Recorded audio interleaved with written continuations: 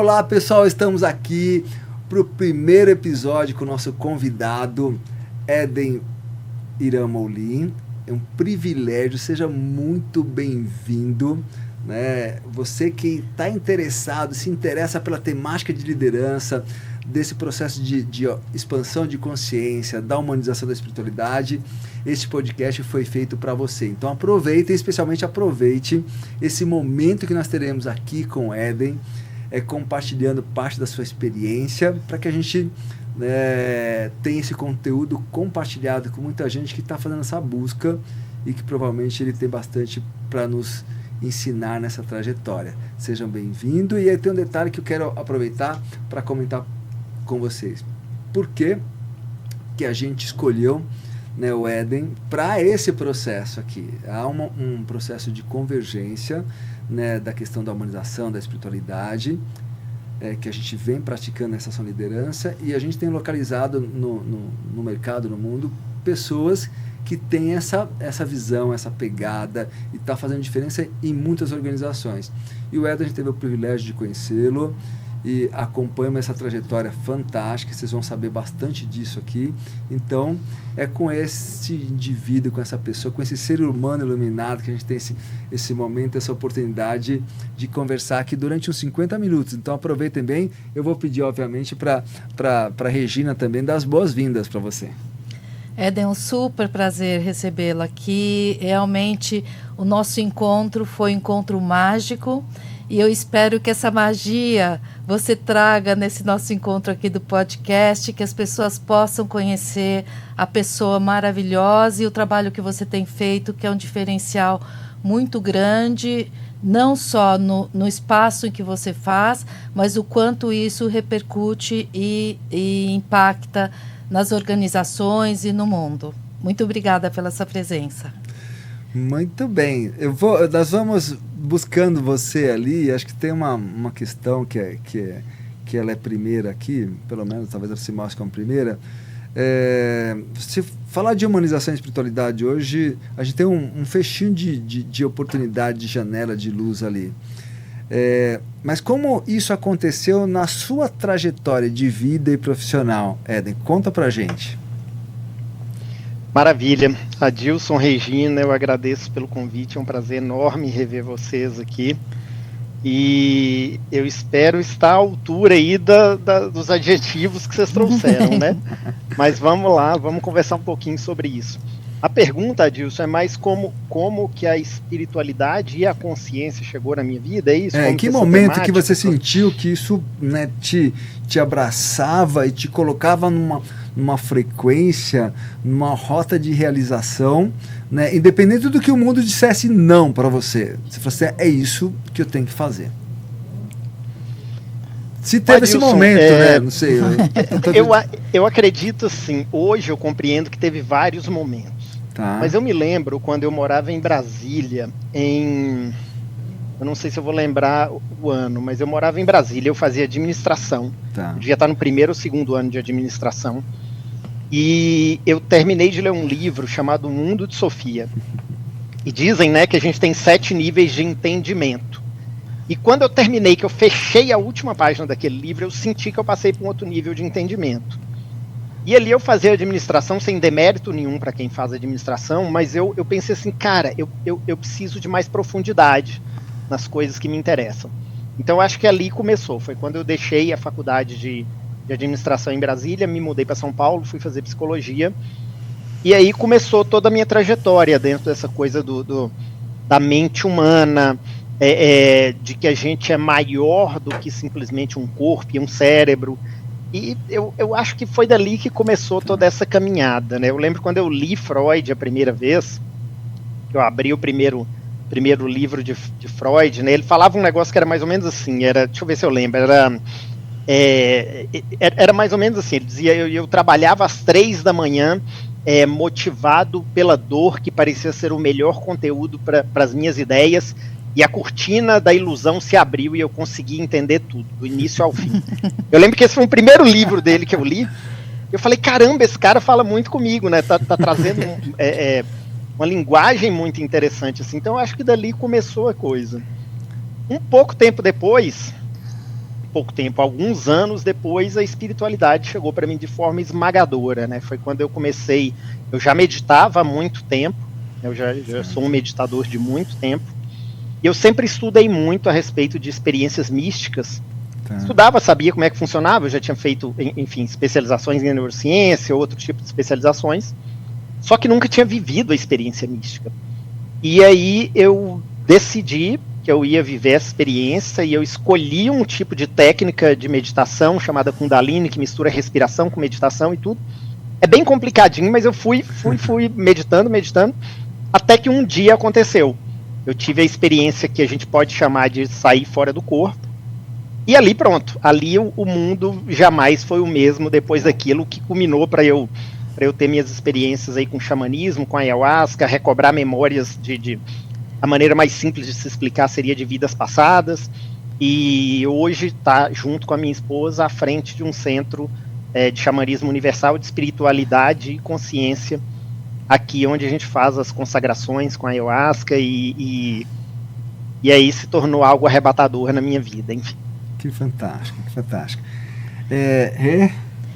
Não, você trazendo isso, né, de uma certa forma, o nosso contato primeiro foi muito mais via institucional, né, a partir da sua posição como diretor de recursos humanos de uma empresa multinacional.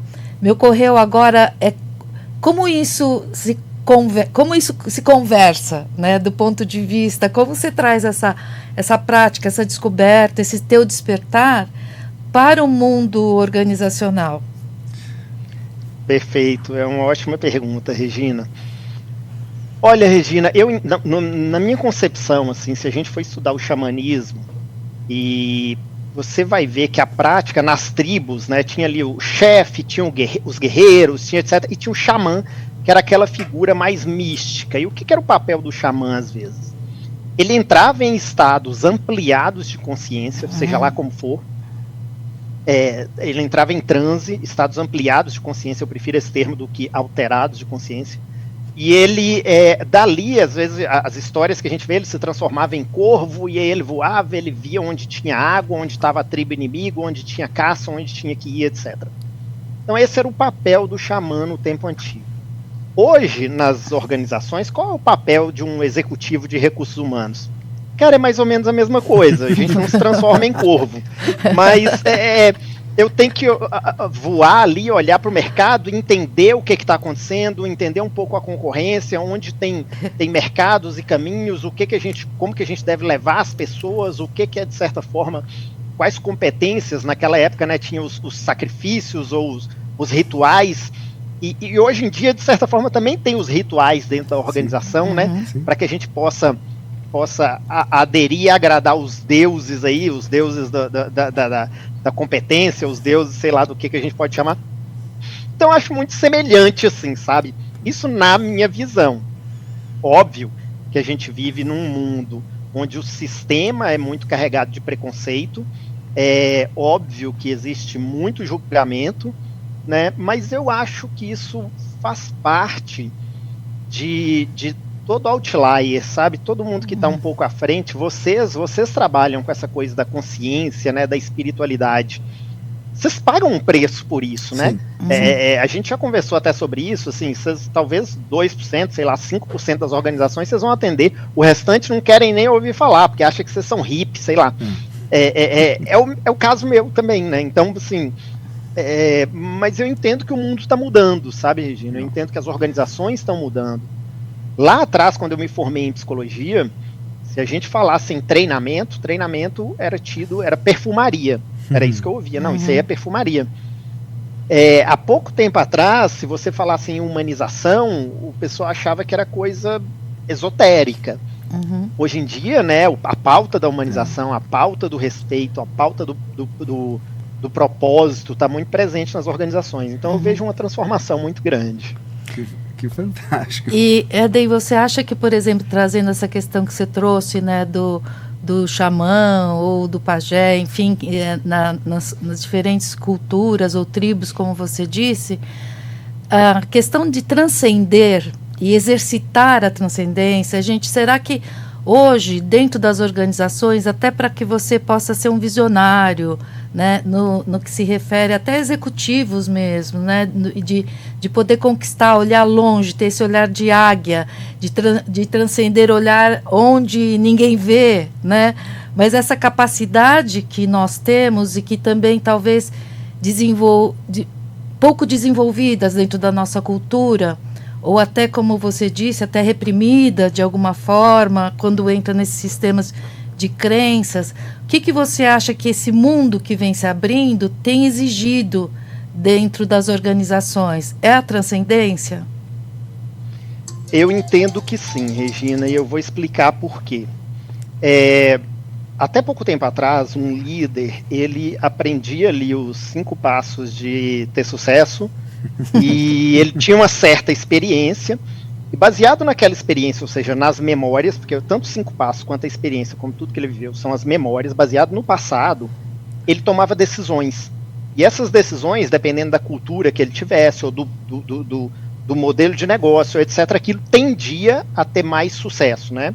Uma porcentagem maior de sucesso. O problema é que no passado o mundo mudava de forma muito devagar. E isso funcionava muito bem. Sim. Essa visão do passado desse líder ou desse profissional vem carregada de muitos vieses. Por quê? Porque todos nós temos vieses. E aí, no mundo fixo, isso funciona. Porque você traça um business, uma carreira, um negócio, um nicho de mercado e você atua naquilo. Agora, como o mundo está mudando e cada vez mais rápido, o que é exigido do líder ou do profissional? Que ele possa olhar para a realidade e tirar uma foto o mais real possível da realidade. Isso é muito difícil, porque se a gente vê esse copo aqui, ó, nós 3 estamos vendo esse copo. Não é o mesmo copo, eu vejo um, Adilson vê outro, você vê outro. Por quê? Porque a gente projeta o nosso passado no copo. Então, quanto mais o líder for capaz de não projetar o seu passado, não projetar os seus vieses, não projetar os seus preconceitos e aquilo que ele acha que é certo, as verdades absolutas, na realidade, mais ele vai ter uma parcela da realidade maior e maior possibilidade ele vai ter de ter sucesso.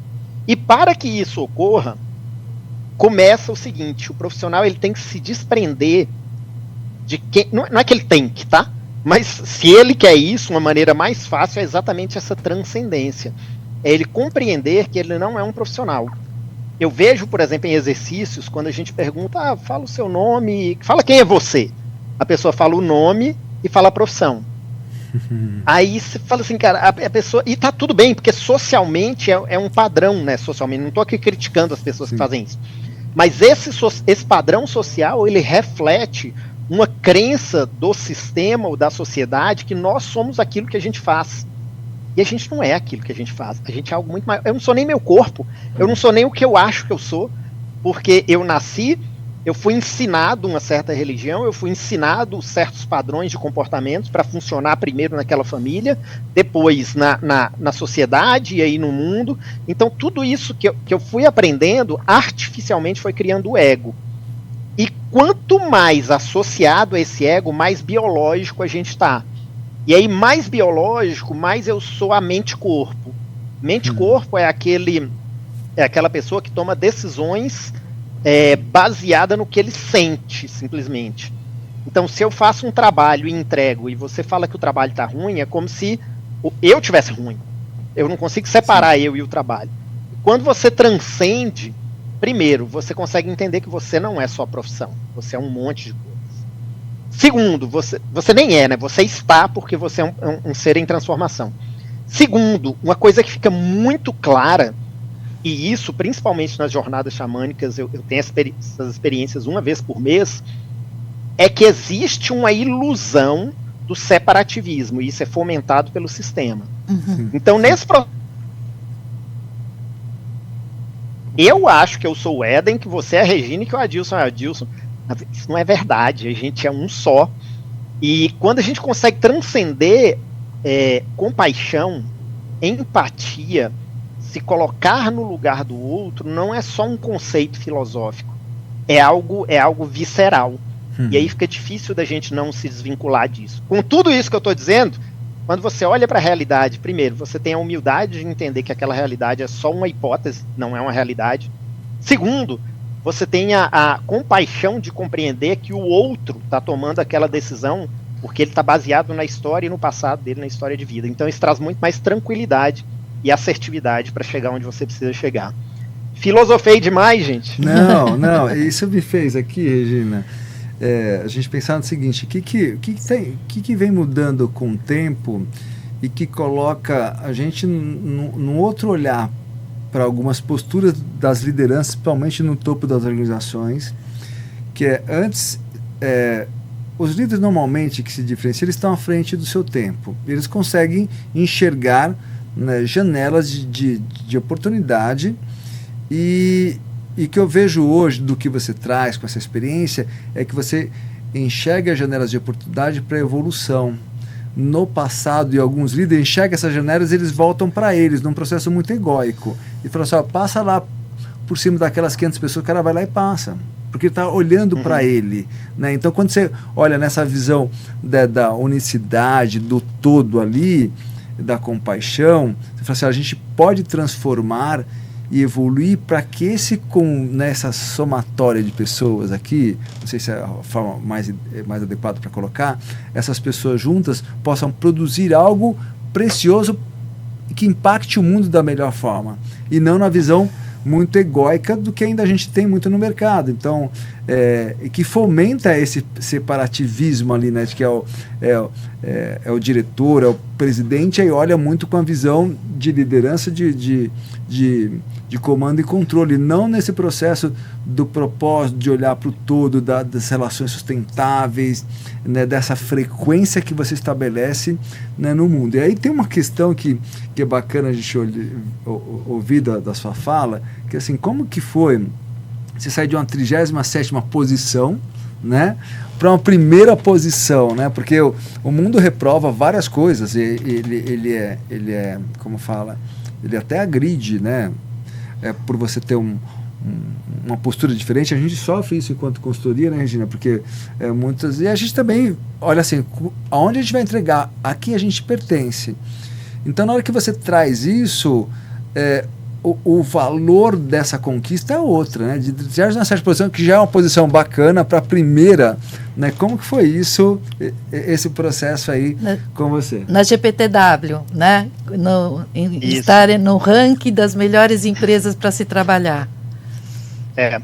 Foi em 2019, quando eu cheguei aqui, a gente era 47º lugar no ranking do GPTW, entre as empresas, as maiores, as grandes empresas no Brasil. Tá. Né? E assim, é interessante porque tudo isso que a gente fala pode parecer muito abstrato para certas pessoas, pode parecer até místico e irreal para certas pessoas. Porém, tem uma verdade que é maior, que nós, seres humanos, a gente é feito deste planeta. A gente esquece isso, né, que a gente é feito desse planeta. Então, o material que está aqui em volta do meu corpo veio do planeta. E ele se reúne em volta de um negócio chamado vida, né, e fica aqui, a gente usa isso. Então, assim, como um ser deste planeta, existem algumas leis naturais que a gente reage, assim como se você colocar água num lugar, a água vai procurar um lugar mais baixo. Se você soltar algo, um copo, esse copo vai cair, porque, né, tem a lei da gravidade e tudo. E assim, quando a gente entra no avião, que a gente vai voar, existem leis ali dentro que, se o piloto ou a máquina quebrar uma dessas leis, a gente morre, né, o avião cai. Só que a gente esquece que, como seres humanos, existem também esse tipo de lei.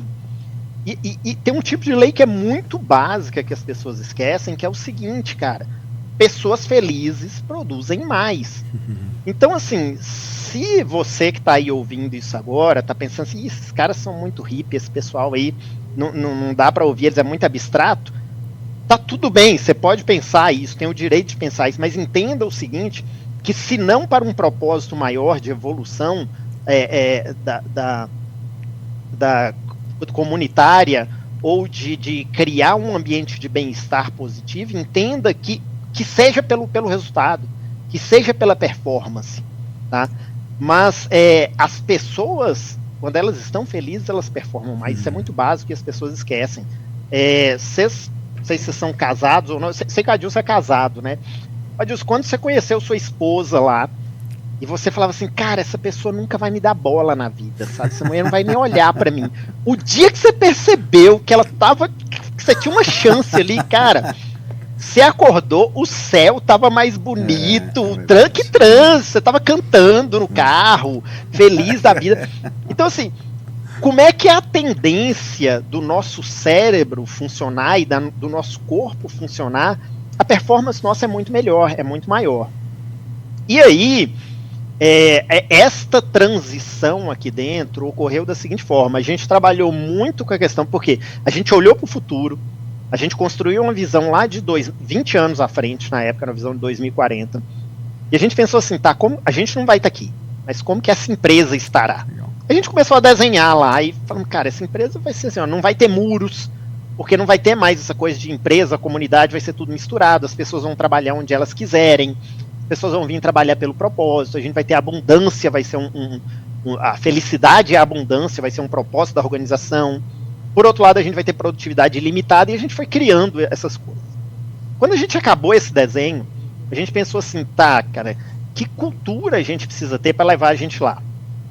E a gente sabia que a gente estava numa cultura de ordem e resultado. Ele falou, cara, não é uma cultura de ordem e resultado que vai levar a gente lá. Isso foi no início de 2020, antes de Covid, tá?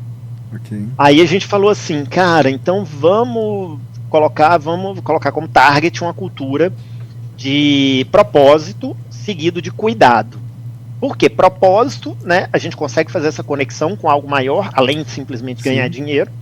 É elevado, né, o propósito. E cuidado, porque se a gente cuida das pessoas felizes é igual a tudo isso que eu expliquei.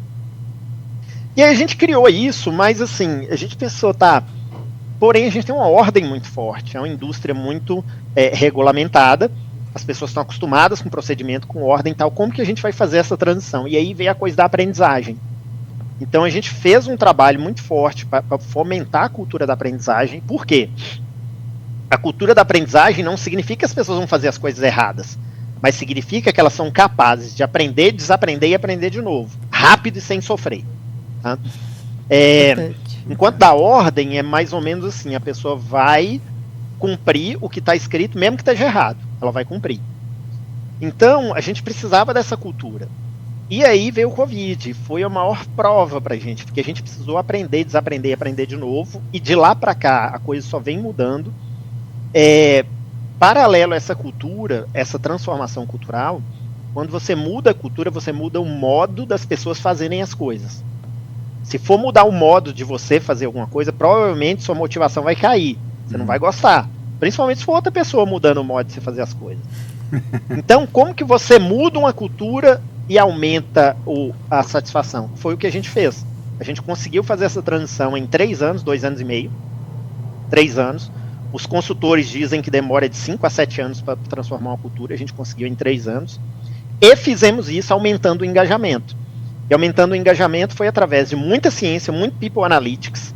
Né? Então é importante para a gente, para o profissional de recursos humanos que está ouvindo, cara, se você tem essa visão ancorada na consciência, na coletividade, etc., não esquece de trabalhar com o dado aqui não. Porque é o dado que é a linguagem do business. Não dá para a gente ficar só abraçando a árvore, não. Pode abraçar a árvore, vai lá, abraça a árvore. Mas volta aqui, faz o People Analytics, mostra os dados, porque os seus tiros vão ser mais certeiros. E aí a gente começou a tratar como experimento. Então, um líder queria fazer o café da manhã da felicidade. O outro queria fazer uma conversa de feedback do não sei o quê. E aí a gente foi experimentando. Com isso, cara, a gente criou um artefato que é tipo um modelo, um processo de recursos humanos, que a gente aplica, onde a gente aplica isso, aumenta em média 16 pontos percentuais e se mantém. Então são 3 meses de aplicação, aumenta em média 16 pontos percentuais no engajamento das pessoas. Então de forma bem rápida, muita coisa aconteceu aqui. mas de forma bem rápida, foi mais ou menos essa a trajetória. Uau. E dentro dessa perspectiva que você está trazendo, até de empoderamento pessoal das pessoas, né? Muito, muito forte isso da possibilidade de mudança, né? Desse empoderamento das pessoas construírem a própria mudança, né? Você entende que a liderança acompanhou todo esse processo? Como que você trabalhou a liderança na condução desse processo? É interessante essa pergunta, Regina, porque assim, mudar a cultura, você muda rápido, tá? Manda todo mundo embora, contrata todo mundo na cultura que você quer, beleza, mudou a cultura. A gente não foi o caso que a gente fez, a gente trabalhou com todo mundo que estava aqui, não teve demissão. E a gente precisou trabalhar muito com a liderança. Mas foi um passo a passo, tá? Não dá para simplesmente falar para a liderança, você vai mudar e a liderança vai mudar. Também são seres humanos, sim, né? Sim. Apesar de que algumas empresas acham que não, mas somos seres humanos, os líderes também.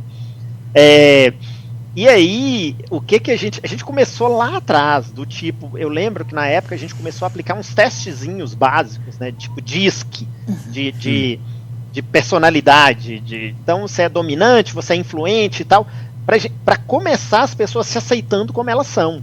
Legal. Né? Então, cara, eu sou assim, eu tenho esse valor. O outro que é diferente de mim, não é que ele não tem valor, não, ele tem o valor dele. Se a gente somar essas duas coisas aqui, olha que bacana que dá.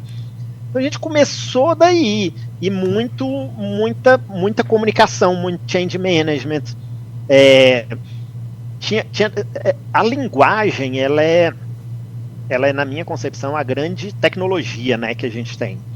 Então, os problemas são criados pela linguagem e são solucionados pela linguagem também. E então a gente incutiu na linguagem esses termos, né? Por exemplo, uma concepção de que não é isso ou aquilo, mas é isso e aquilo, entendeu? Isso é uma coisa que a gente repetia sempre. Ou a coisa da aprendizagem, aprender, desaprender e aprender de novo.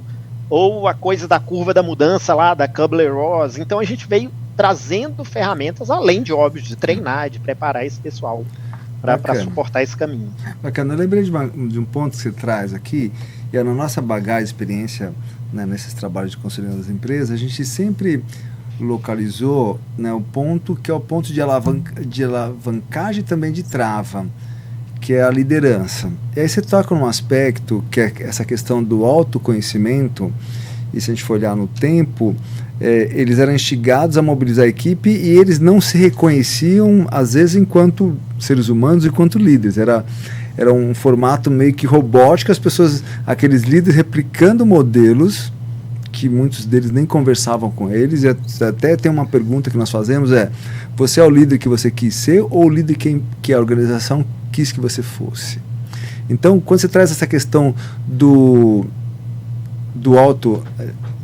Sabe por que acho que a sua câmera fechou? E aí falando, eles não se reconheciam como seres humanos?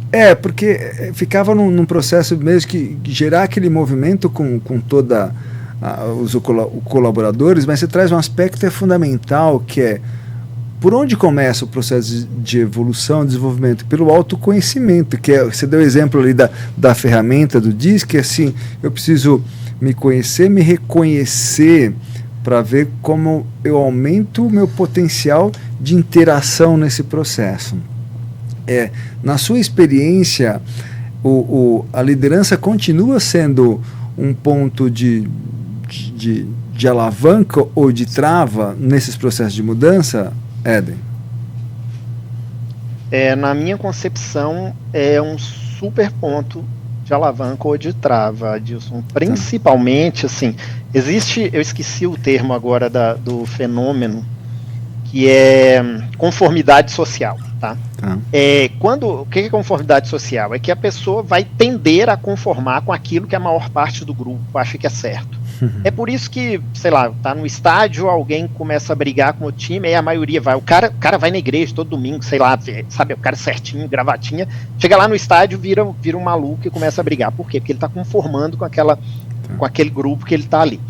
E se tem alguém que tem uma posição mais elevada, a influência daquela pessoa é muito maior. Então a liderança tem uma posição hierarquicamente estou dizendo que a liderança é melhor do que os outros, mas hierarquicamente, dentro da estrutura organizacional, ele tem uma posição mais elevada e, portanto, exerce uma influência. Só que aí, cara, a gente vive num sistema que foi meio que uma sacanagem, assim, que fizeram com a gente, sabe? Porque, veja bem, e continua sendo feito, né? Quando a gente ia na escola, que a gente era criança, a gente estava lá sentadinho fazendo nossa prova, e aí o coleguinha do lado precisava de ajuda. Se a gente ajudasse o coleguinha, ou se a gente pedisse ajuda pro coleguinha, o que acontecia com a gente? A gente estava roubando, a gente estava sabe, colando, isso era digno de punição. Aí a gente cresceu, chega dentro da organização, eu vou ajudar o coleguinha? Não vou, cara. Isso está incutido em mim de uma maneira tão grande que, e eu tô dando esse exemplo, mas eu poderia dar vários outros, tipo, a pessoa, você tinha que ser melhor do que os outros. Não importava se você estava melhorando ou se não estava. Não, o negócio era ser melhor do que os outros. Tinha que ser o primeiro da sala. Tinha que ser... Então isso vem sendo incutido e o sistema favorece isso, né? O sistema favorece essa coisa de ser melhor, de comparação e tudo. E aí a gente chega na organização e vira líder.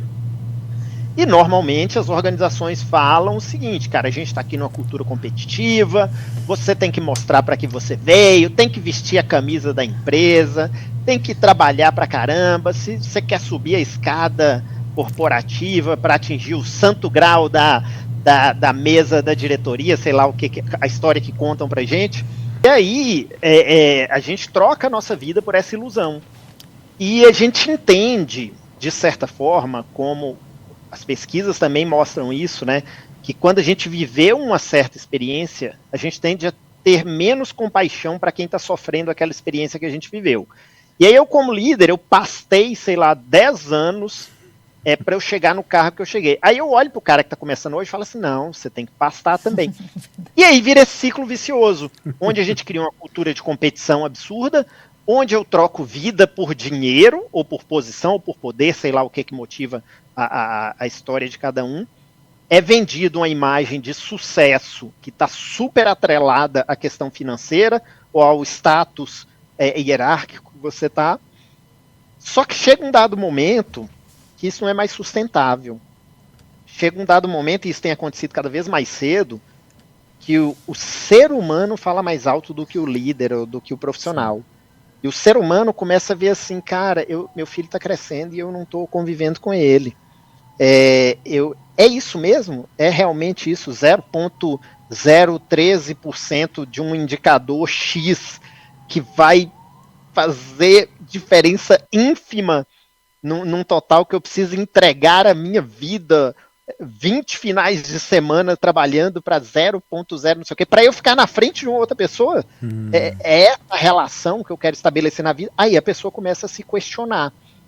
Então, o que eu sinto este ser humano que está dentro de cada um de nós, que eu chamo de eu autêntico ou eu original, ele está muito ávido por sair, sabe, Adilson e Regina?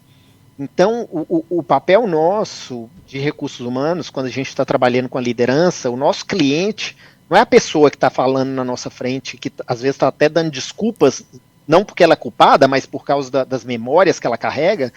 O nosso cliente é aquele que está lá dentro, está preso ali dentro querendo sair. E se você consegue falar com essa pessoa, aí é como se fosse, sabe, uma broca que vai furando ali a pedra, né, em busca de um poço de petróleo, que quando encontra aquilo estoura. E aí a pessoa flui, né? E aí não tem nada mais que segura essa pessoa, porque ela viu o mundo de uma maneira diferente. Nós acreditamos nisso mesmo que você está trazendo, que o potencial das pessoas, o maior potencial delas é o ser, né? Do ponto de vista daquilo, quando ela descobre que ali tem ouro, né? Quer dizer, quando ele se liberta, né, de todas essas amarras, ou de todo o condicionamento, ou de todas essas estruturas, né, que não é o poder pessoal que está falando, mas é o poder instalado que está trazendo, né, nós entendemos exatamente isso, que aí a pessoa não tem limite, o potencial dela não tem limite, né, isso que é bastante interessante que você traz, que também a gente pensa muito próximo a isso. E a questão que eu gostaria de trazer para você, o que a gente sente também, que essa visão do ser integrado e desse potencial interno, a pergunta é como que você entende a área de recursos humanos hoje, como ela vem atuando, e quando você foi fazer esse trabalho, como que foi montar essa equipe que pudesse estar alinhada a esse conceito que você está trazendo, e que pudesse ter esse processo de alavancagem, porque de fato você trouxe a partir dessa base que você, de pensamento, de abordagem, de crenças, é que vocês fizeram um processo de transformação dentro da organização, né? E a gente sabe o quanto isso é difícil, né? Dentro do tempo que vocês realizaram, inclusive. Como que você vê a área de recursos humanos, se você olhando além do seu universo, como está preparada, ela está liderando esses processos de transformação, ainda ela tem uma visão mais conservadora em ver o ser na sua totalidade, ou ver o ser humano ainda de uma forma fragmentada? Como que se pudesse, porque nós temos um desafio aqui, que nós estamos oferecendo, né, iremos oferecer em 2024, um curso para os profissionais de RH, que sejam os business partners ou consultores internos, trazendo essa questão da elevação da consciência, trazendo essa questão da totalidade do ser, trazendo essa questão do potencial, onde é o maior potencial dessa humanidade, né? Então, sair do olhar também não individualista, mas a elevação da consciência do ponto de vista planetária, de clima e de sustentabilidade, enfim. Então, nós estamos caminhando para isso. Então, a gente gostaria de, a partir da sua experiência, como foi a sua trajetória e o seu desafio nesse sentido? Legal, Regina. São duas perguntas em uma, né? Deixa eu começar pela primeira aqui. Como que eu acho que a área de recursos humanos está? Para te responder isso, eu vou contar uma história. Eu estava agora, um tempo atrás, eu estava de férias aqui na Bahia, e aí entraram em contato comigo falando que eu tinha sido indicado como um dos 15 melhores profissionais de recursos humanos do Brasil. Eu falei, cara, eu tô aqui quietinho, roendo meu piqui, né? Me indicaram como um dos 15. Eu falei, pô, que interessante, né? Olha como é que o universo é. Aí, beleza, eu tava indo para lá, né? Tinha um evento aí em São Paulo. E aí, uma das pessoas lá do evento falhou, etc. Eles precisavam de alguém para palestrar. E me perguntaram se eu queria palestrar. Eu falei, sim, né? Eu poderia não ter tido humildade, né? Falar, me escolheram como segunda opção. Não, com humildade eu falei, cara, é claro, eu adoro falar, né? Adoro palestrar e tal, tranquilo. Aí eu falei assim, cara, eu vou aproveitar e vou meter aqui dentro o que eu acredito, né? Eles estão dando oportunidade. Aí já enfiei lá no título, assim, do negócio, era... como é que é? A expansão de consciência no mundo organizacional, ou qualquer coisa parecida disso. Tem lá no meu Instagram essa palestra. Aí montei, coloquei uma meia dúzia de slides ali, só com foto, nada escrito, mandei para eles aprovaram. Eu falei, cara, esse povo é maluco, né? Aprova o negócio assim, sem nem saber o que eu vou falar, me deram lá 1h30 para falar, beleza. Aí eu fui falar. Então, o meu primeiro slide, ele mostrava assim, todos os resultados. Então, mostrava esse resultado do Great Place to Work, mostrava resultado de baixar estresse, inclusive na época do Covid, mostrava, e aí trazia outros resultados mais práticos mesmo, concreto. Como que aqueles resultados impactaram a produtividade, etc, etc. O primeiro slide era isso, bem concreto mesmo, dizendo assim, ó, dá resultado. Todo mundo entendeu? Dito isso, vamos para outra coisa. Aí o segundo slide tinha algumas fotos minhas, e eu começava dizendo assim, olha, tudo que eu vou dizer aqui vem de um lugar de bias. Eu tenho um viés. E os meus vieses são esses aqui, ó. Tem o Éden aqui que vocês conhecem, que palestrante, treinador e tal, tem o Éden executivo, e tem o Éden xamã. Então tinha uma foto minha lá na fogueira, né, vestido de branco com um tambor na mão.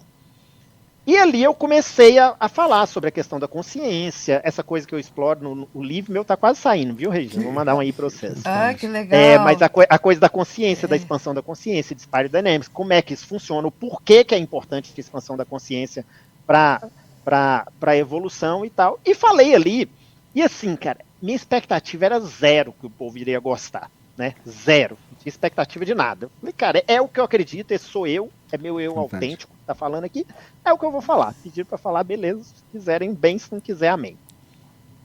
Gente, eu não conseguia, no intervalo, ir no banheiro fazer xixi. Porque o povo me parava o tempo inteiro e me perguntava, e etc, e querendo saber e tal. Aquilo para mim foi uma surpresa absurda. Porque a minha visão era assim, cara, tem meus colegas de recursos humanos aí, tem a galera lá que tá focada em descer o chicote nos outros, e essa cultura de manda quem pode, obedece quem tem juízo. Tem a galera que não sabe bem o que fazer, que está ali e tal. Eu não esperava que tivesse uma receptividade dessa, mas eu percebi que a área de recursos humanos está muito ávida por esse tipo de informação e por essa vontade de fazer. O que eu sinto também é que o pessoal não sabe como fazer. Tá? Aí eu vou te trazer um outro exemplo. Eu estava lá numa outra história. Peraí que eu já vou acabar com as histórias. Mas eu estava lá no Great Place to Work recebendo o prêmio, né? 4 vezes a melhor empresa de Minas e a melhor do Brasil. Aí, juro pra você, uns 20 colegas meus de recursos humanos chegavam para mim e falavam assim, Éden, eu queria ir lá visitar vocês. Eu falava, pô, vai ser mais do que bem-vindo e tal. Pois é, porque eu queria ver quais práticas vocês fazem. Isso era padrão. Todo mundo, qual prática você faz?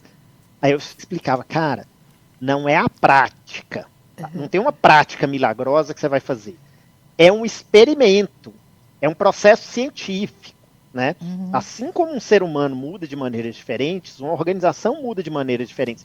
Então, os colegas ainda não entenderam essa coisa, se posicionar num quesito de cientista.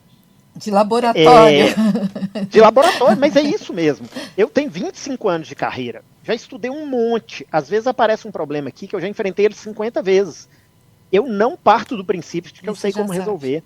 Óbvio que eu venho com esse viés. Só que tudo que eu fizer ali, eu trato como uma hipótese. E se eu trato como uma hipótese, é muito mais fácil eu mudar depois, eu ajustar o caminho. Do que fazer um plano de ação para o ano inteiro e chegar lá no final e ver se deu certo ou errado. Não, vou fazer um negócio aqui para uma semana, para um mês no máximo. E aí vamos ver o que... funcionou nesse modelo aqui. Vamos expandir, vamos criar e tal. Então, ter esse pensamento de cientista, eu acho que vai ajudar os colegas muito a fazer essa conexão, né, entre uma coisa e outra. Eu acho que essa é a primeira pergunta. A segunda, sobre o time, eu contei com uma coisa que foi o seguinte, eu estudei bastante, sabe? Eu fiz muito curso, eu estudei muito na minha vida. Quando eu cheguei aqui, eu olhei para os cursos que eu tinha feito e eu comecei a pegar uns 6, assim, dos melhores que tinham transformado, tinha me transformado, nem era bom o curso, mas assim, tinha me transformado como ser humano. Aí eu peguei e coloquei a galera para fazer esses cursos, entendeu? E aquilo ali abriu. Eu falei com esse eu original deles. E aí o pessoal engajou. Por outro lado, eu contei muito com o destino, né? Você começa a ressoar isso, você começa a vibrar isso, você começa a atrair. Eu lembro que lá atrás eu contratei um HRBP que ele estava... Na entrevista, né? Ele me falou que ele estava... Ele não sabia se queria participar da entrevista, mas ele estava lá porque ele estava pensando em abandonar a carreira de HRBP, porque ele não ressoava mais com aquilo e tal, e ia fazer reiki. Estava fazendo um negócio de reiki, um mestrado e tal. Contratei esse cara. Hoje o cara é gerente aqui meu, um dos melhores gerentes que eu tenho. Então, assim, o universo também veio trazendo esses elementos para mim, sabe? Então, nós concordamos um pouco, nós temos discutido bastante, eu e Adilson, que nós concordamos que o momento, talvez, até que haja uma abertura maior, como você disse, que talvez alguns anos atrás, se você tivesse trazido a sua abordagem, os seus conceitos, aquilo que você acredita, a sua experiência, talvez fosse assustador do ponto de vista olhando a galera de recursos humanos, né?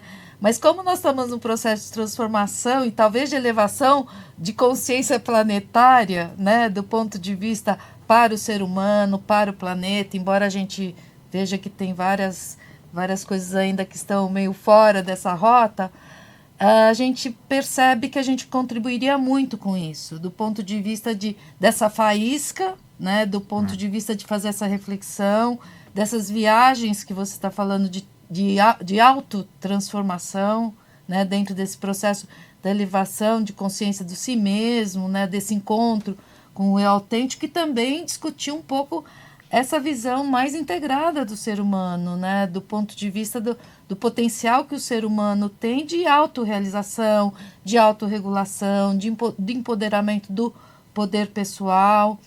E a gente entende também que essa galera que vem mais jovem, dessa geração mais nova, tem uma busca muito forte em relação a isso, né? Tem pouca experiência, né? Tem muita gente no mercado entrando também na área de recursos humanos, ainda ocupando algumas posições que talvez precise um pouco mais de musculatura para conduzir um processo de transformação, né? E é um pouco assim, talvez você tenha até para trazer essa abordagem, foi um grande desafio dentro da organização, né? Ou você não precisou suar a camisa? Foi um desafio absurdo, Regina. Assim, hoje é muito fácil para mim falar, né? Porque, por exemplo, hoje... você está mostrando que é muito fácil fazer esse processo de sair da 47ª e chegar no primeiro lugar. Eu tô achando que é um processo. É um processo. Eu acho que são duas coisas. Uma coisa é o seguinte: hoje eu tenho prova social, tá?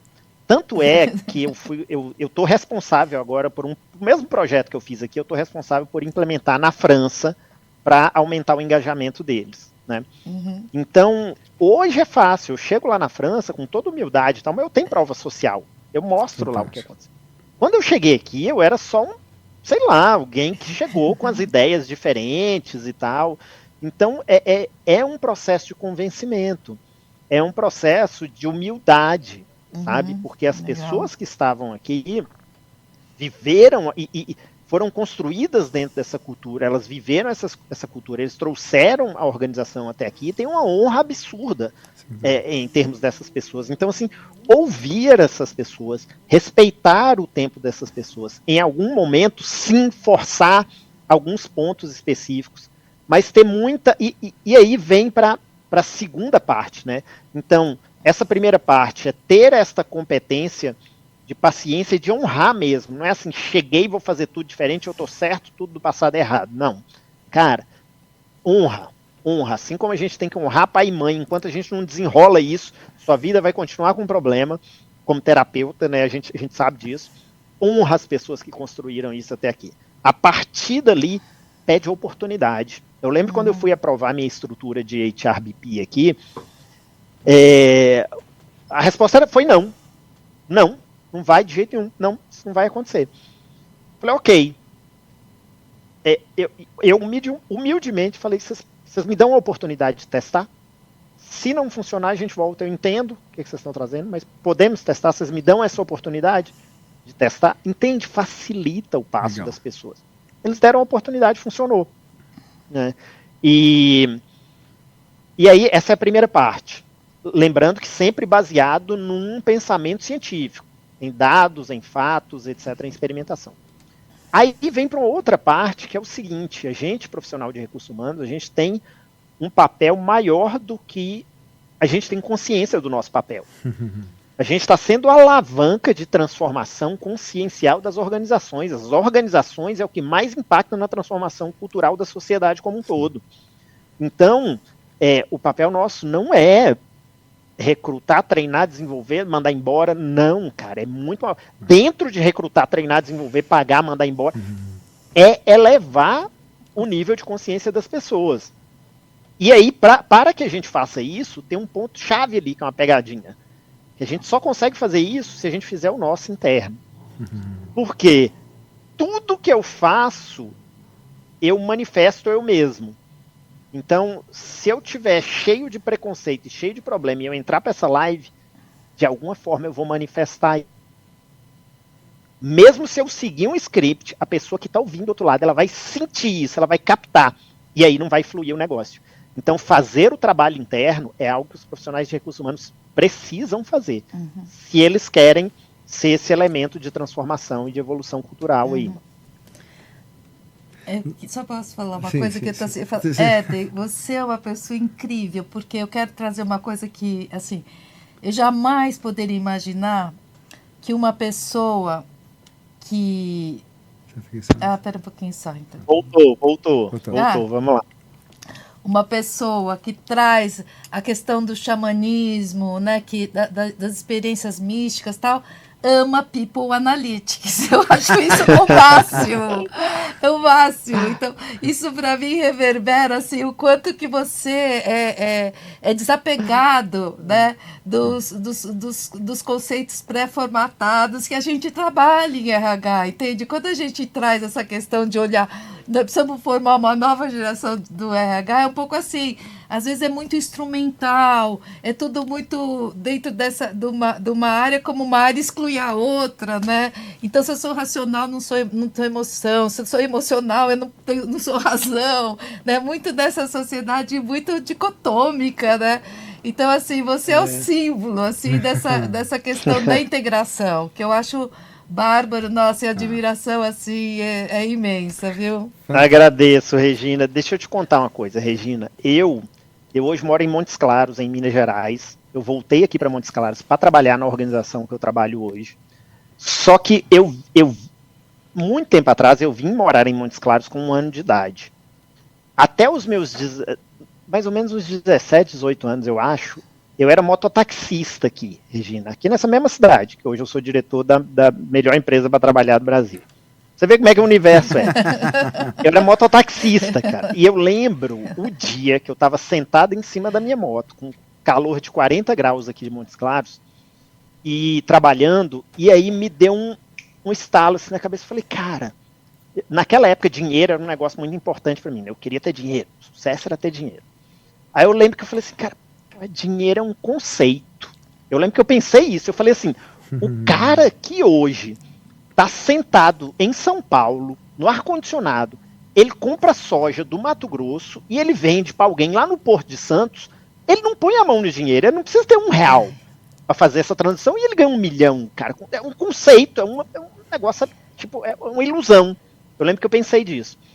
E aí teve uma outra coisa que eu pensei que transformou minha vida, que foi o seguinte, eu falei, cara, este cara, ele sabe alguma coisa que eu não sei. Se eu soubesse o que ele sabe, eu tinha a mesma coisa que ele, né?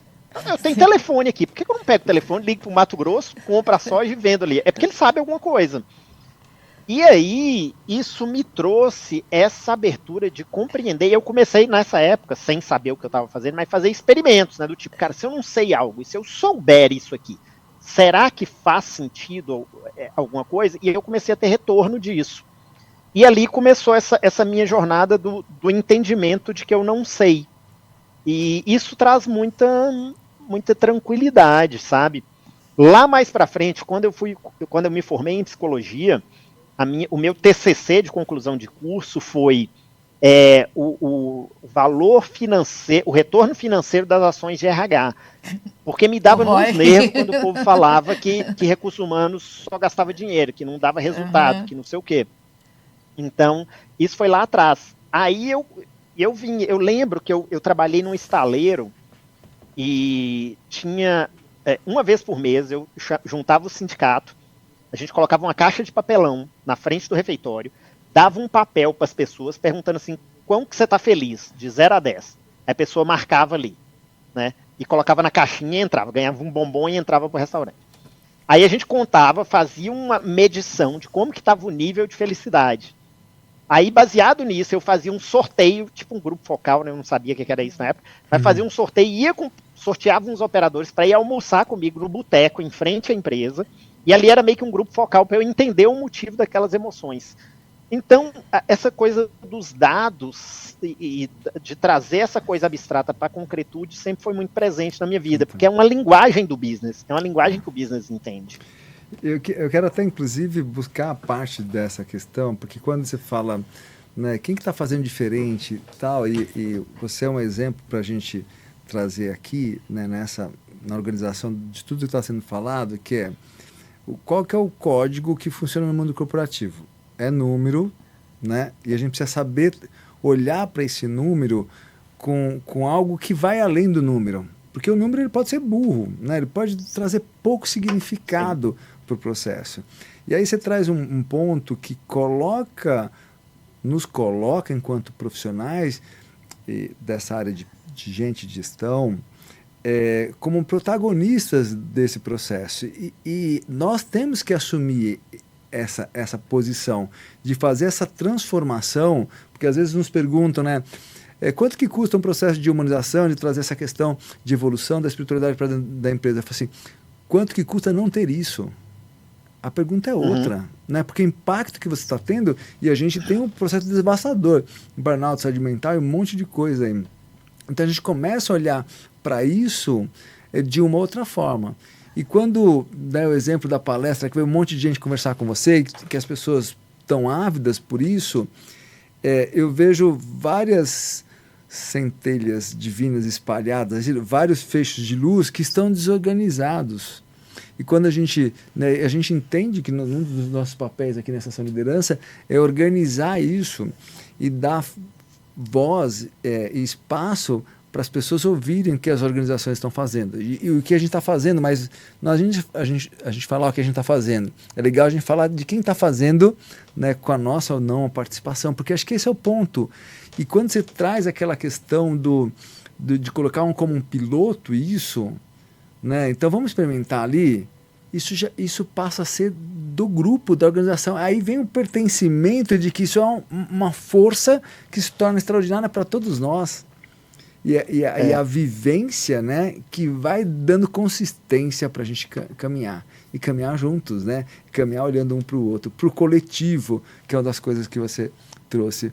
Muito bem, nós estamos na reta final, que estão sinalizando o tempo aqui. A gente quer fazer um bate-bola aqui com você, e aí você traz vários aspectos ali dessa visão do profissional de RH. A gente também acredita de que boa parte das empresas estão queixosas de que sente a necessidade, mas não sabe como, né? Um dos grandes suportes que a gente tem dado para as organizações é vamos olhar para a sua realidade, como a gente trabalha esse como juntos, né? Então a gente não vai colocar uma receita para isso, é como a gente constrói isso com as organizações para tornar esse processo de mais humanização, mais da evolução de consciência. Mas eu queria buscar aqui com você um ponto, né, olhando agora para o Éden, né? Então, se você... Olha, todo tempo a gente está falando dessa questão, mas se você tivesse que definir se você tivesse que completar uma frase, humanização é... Vamos fazer uma troca aqui, só para a gente aquecer com tanto conceito bacana que você colocou. Humanização é propósito. Bacana. Espiritualidade é... Verdade. Ok. Você tem alguma frase que te inspira?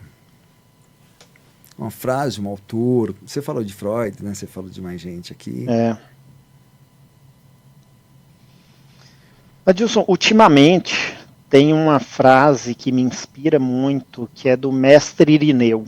Tá. Mestre Irineu é o cara que lá nos anos 20, 30, ele fundou uma doutrina chamada Santo Daime, que é uma religião, né, diferente do xamanismo universal que eu sigo, mas ele foi graças a ele, lá cercado de polícia, querendo descer o cacete no cara preto, pobre, no interior do Acre, ele ali seguindo a missão espiritual que ele recebeu, e graças a ele hoje eu posso bater tambor em volta da fogueira.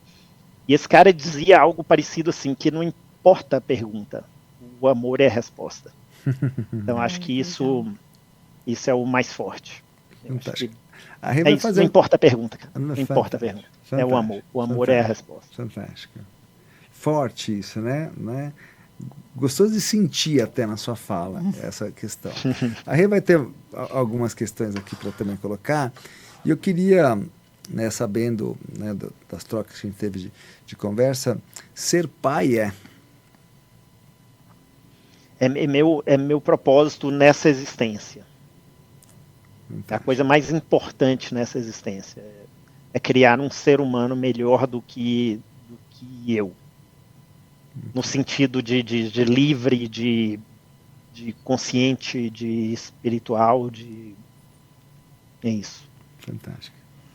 Muito bem, não que nós estamos aqui com o nosso tempo agora, né?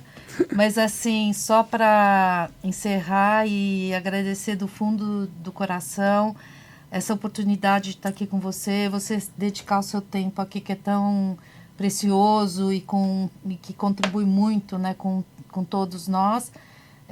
De coração, gratidão e espero reencontrá-lo em outras searas. Aliás, o lançamento do livro vamos fazer aqui. Pode ser feito aqui, né? O podcast, quando o livro estiver pronto. Faça aqui em Montes Claros, vou para aí também, para a gente fazer. Vamos fazer com sim. Certeza. Com certeza. Eu só queria. Posso passar uma mensagem final? Sim, por favor. Eu sei que, assim, talvez o profissional de recursos humanos que esteja assistindo isso agora, ele esteja passando por um momento de desafio, porque não é fácil. Parece muito bonito essas coisas que eu estou falando aqui, mas eu sei que o dia a dia, às vezes, consome e engole a gente. E aí, de novo, eu vou me remeter a Mestre Irineu, uma frase dele que eu carrego comigo. Vocês já viram que eu gosto do Mestre Irineu, né? Mas é uma frase dele que eu carrego comigo muito forte, que ele, antes dele falecer, ele passou, né, o Santo Daime para Padrinho Sebastião, e os dois analfabetos e tal.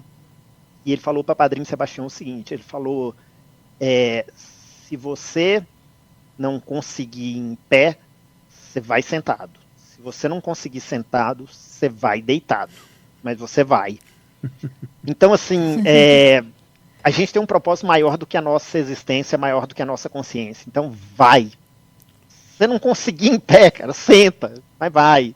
Se não conseguir sentado, deita, mas vai. É maior do que a nossa existência, o que a gente faz. Que fantástico, fantástico. Que fala importante para os profissionais da área de gente de gestão, né? Porque tem uma questão que eu vou percebendo de quem está fazendo realmente a revolução, a evolução no mundo corporativo, são aquelas pessoas de que ninguém teve a capacidade de roubar a coragem para seguir.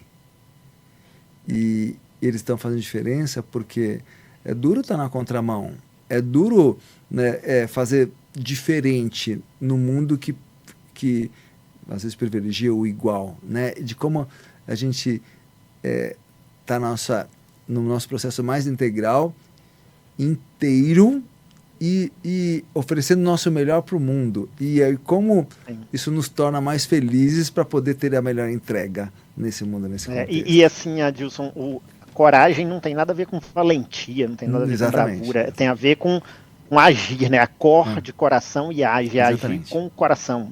Com medo mesmo, mas vai lá e age com o coração. Vai com medo mesmo. Então, a questão é de ir para o movimento e poder experimentar. Né? Então, ninguém aprende a andar de bicicleta lendo manual, você precisa ir para a ação. E vai ter alguma coisa que talvez vai tomar uns capote, obviamente, mas de como você se mantém no propósito de querer fazer diferença, né, no mundo, porque essa questão que você trouxe, que é muito valor fantástico da compaixão, ela nos coloca numa outra frequência e a gente precisa tornar essa frequência mais presente para fazer essas mudanças.